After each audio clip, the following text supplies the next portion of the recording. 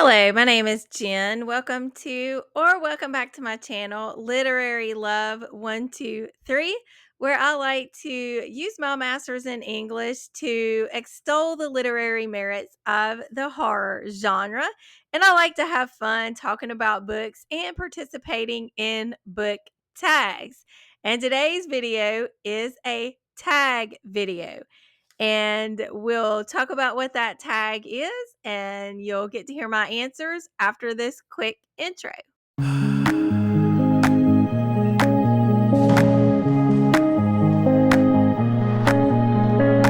This tag is the winning title tag, and it is a tag that explores the significance of a book's title in relation to our buying habits. I was tagged by Cliff at Cliff's Dark Gems, and the tag was created by Heather Reeds. So I will link both of their channels and their tag videos down in the description box below. So there are 9 prompts, and let's just get into this. So the question is, have you ever bought a book because it had? Okay, so the first question is, have you ever bought a book because it had a funny title? And this one is The Southern Book Club's Guide to Slaying Vampires by Grady Hendrix. Now, I had previously read My Best Friend's Exorcism, so I was familiar with his writing, but I wanted to get to this one after that because I just thought the title was so quirky and funny. Number 2, have you ever bought a book because it had a shocking title? That one is Ritualistic Human Sacrifice by C.V. Hunt. I don't really know how to talk about this book. The cover probably says it all, so we'll move right on.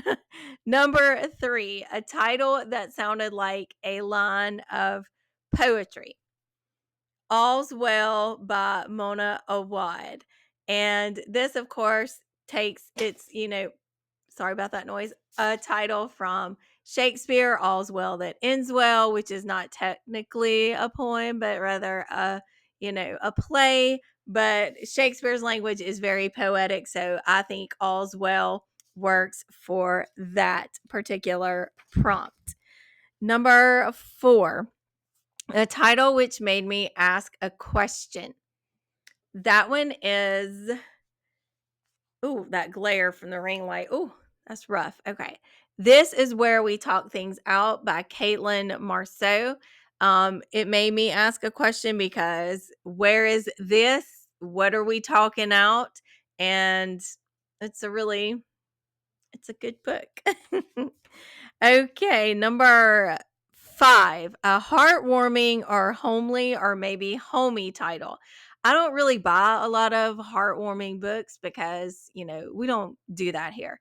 But I do have one that could fit, I think, for this one, and that is To Drink Coffee with a Ghost, which is by Amanda Lovelace. And it is not exactly a heartwarming collection of poetry. I'm gonna say it definitely has quite a bit of trigger warnings for child abuse, eating disorders, SA, self harm, violence, cheating, death, gore, blood, trauma, grief, and possibly even more. And Amanda Lovelace even gives a reminder to readers to practice self-care before, during, and after reading. And the back of it kind of tells you a little bit about what it's about. You cannot have a funeral for your mother without also having a funeral for yourself. So this does deal with some heavy topics, but I just bought it because I already liked the poetry of Amanda Lovelace, and I like the idea of drinking coffee with a ghost. That felt heartwarming to me anyway. Okay, number 6, a title with an unusual combination of words. That for me is The Wide Carnivorous Sky and Other Monstrous Geographies by John Langan. Now, I had previously read The Fisherman by this author before I purchased this book. And The Fisherman, when I read it back in like I think it was 2023, maybe 2022, it became my favorite book of all time, and it still is. But this one is a collection of stories, and the final story in this book, Mother of Stone, actually scared me, and that's nearly impossible to do. So if that's not like a, what do you call it? A highly, what would I call this? If that's not a high praise, if that doesn't make you want to go out and get this book, then I don't know what will. But yeah, I think you should get this one. I thought of what I wanted to say. It's a ringing endorsement. That's what I was looking for. I am giving you a ringing endorsement for The Wide Carnivorous Sky and Other Monstrous Geographies by John Langan, especially the story Mother of Stone. Okay, number 7. Yes, number 7. A fantastic or magical title. So I chose All Who Wander Are Lost, Destination Horror Stories by Gemma Amore. She's one of my favorite authors, and this sounds fantastical to me. There's the saying, of course, all who wander are not lost, but this one is taking that and doing something different with it. All who wander are lost, and there are some fantastical and magical elements in these creepy destination stories. And number 8, a title which is a contradiction or describes the impossible. So I have 2 books for that. Let me reach back here and get them. Sorry for that reach.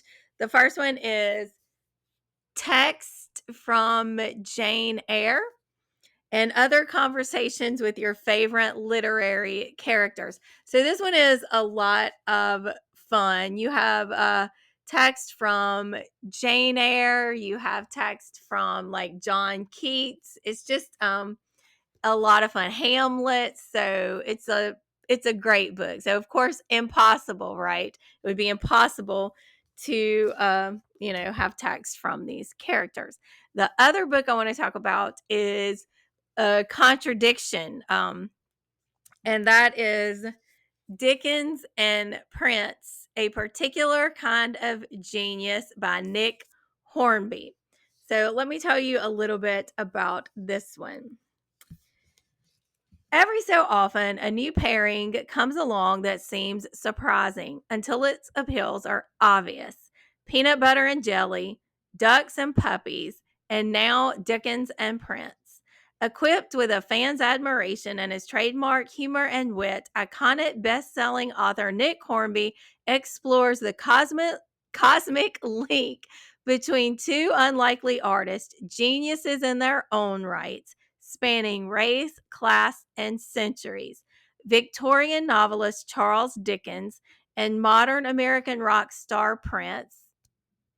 Rest in peace, Prince. Each electrified their different disciplines with legacies that extend far beyond their own time. What else do they have in common?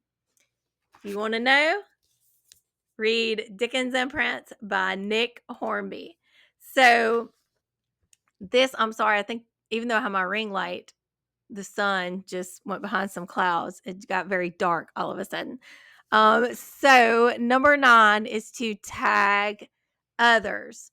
And I'm not going to specifically tag anybody, but if you see this video, please do this tag. And if you do the tag, then tag me in your tag. How many times can we say tag? So I can watch your video. So thank you again for tagging me, Cliff. And thank you for creating such a fun tag, Heather. And I will see you in my next video. Bye.